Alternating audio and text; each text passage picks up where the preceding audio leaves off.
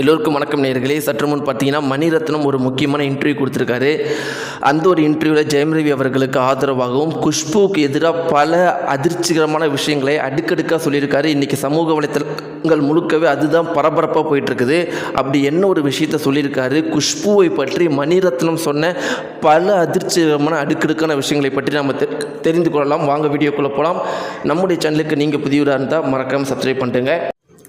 நேயர்களே, இன்றைக்கி ஒட்டுமொத்த தமிழகம் முழுக்கவே பரபரப்பாக பேசிகிட்டு இருக்கிற விஷயம் ஜெயம் ரவியோடைய இன்டர்வியூ பற்றி தான். அதை பற்றி எல்லாருமே பேசிகிட்டு இருக்கிறாங்க. பல பேர் கண்கள் வடிய பேசிகிட்டு இருக்கிறாங்க, பல பேர் அதிர்ச்சியில் பேசிகிட்டு இருக்கிறாங்க. ஆனால் எல்லாருமே இதை பற்றி தான் பேசிகிட்டு இருக்கிறாங்க. அதற்கு முக்கியமான காரணம் என்ன அப்படின்னு பார்த்தீங்கன்னா, இப்படி ஒரு நடிகர் ஒரு பேட்டியில் இப்படி அழுது இது வரைக்கும் யாருமே பார்த்தது கிடையாது. வேணா நம்ம சீரியல் நடிகர்களை பார்த்துருக்கலாம், இந்த மாதிரி விஷயங்களை பார்த்துருக்கலாம். ஆனால் இப்படி பொன்னியின் செல்வனில் ராஜராஜ சோழனாக நடித்த ஒரு கதாபாத்திரமான ஜெயம் ரவி அவர்கள் 20 வருடங்களாக நம்முடைய தமிழ் திரையுலகத்தில் ஒரு முக்கியமான இடத்துல இருந்தவர், பேராண்மை போன்ற சிறந்த படங்களை கொடுத்தவர்.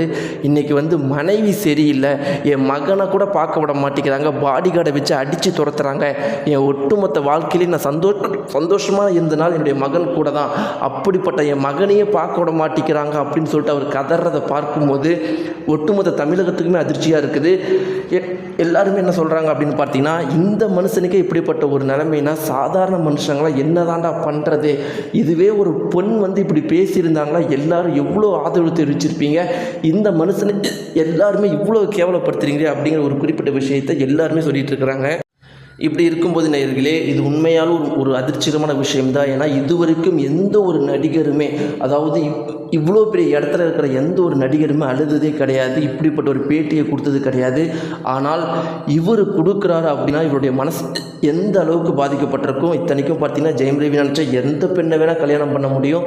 ஆனால் ஒரே ஒரு பெண்ணுக்கு மட்டும் இத்தனை வருஷம் உண்மையாக இருந்து முடியாமல் கெனிஷாங்கிற ஒரு பொண்ணு கூட போய் இப்போ அந்த கெனிஷாவுங்கிற பொண்ணு விட்டுட்டு போய் இன்றைக்கி தன் மகனும் வாழ்க்கையில் இல்லாமல் எதுவுமே இல்லாமல் காசு பணம் எதுவும் இல்லாமல் இவ்வளோ திறமை இருந்தோ இன்றைக்கி அழிஞ்சு நிற்கிற அந்த நிலைமை அப்படிங்கிறது உண்மையிலும் மோசமான ஒரு நிலைமை தான்.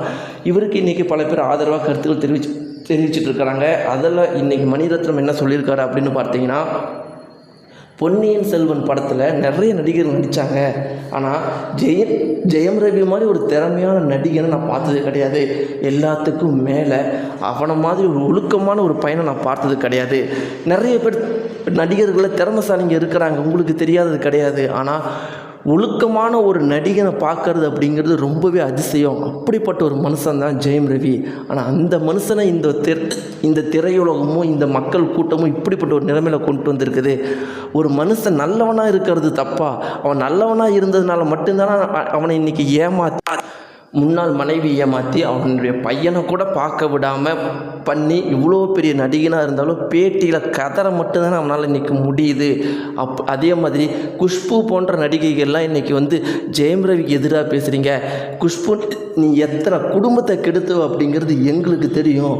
நீ ஜெயம் ரவிக்கெலாம் அட்வைஸ் பண்ணாத, அவன் எவ்வளோ ஒழுக்கமானவன் அப்படிங்கிறது உனக்கும் தெரியும்ல, உனக்கெல்லாம் மனசாட்சி வேண்டாம் அப்படின்னு மணிரத்னம் அவர்கள் பேசுகிறது எல்லார் மத்தியிலுமே பரபரப்பை ஏற்படுத்தியிருக்கு. நீங்களே இதை பற்றி உங்களுடைய கருத்துக்கள் என்ன? ஜெயம் ரவி அவர்கள் வாழ்க்கையில் என்ன தவறு பண்ணியிருக்காரு, இதுக்கப்புறம் அவர் என்ன பண்ணால் அவருடைய வாழ்க்கையில் மீண்டும் நல்ல நிலைமைக்கு வருவார்? நீங்கள் கற்றுக்கிட்ட பாடம் என்ன? மறக்காமல் கீழே கமெண்ட் பாக்ஸில் ஷேர் பண்ணுங்கள். நன்றி.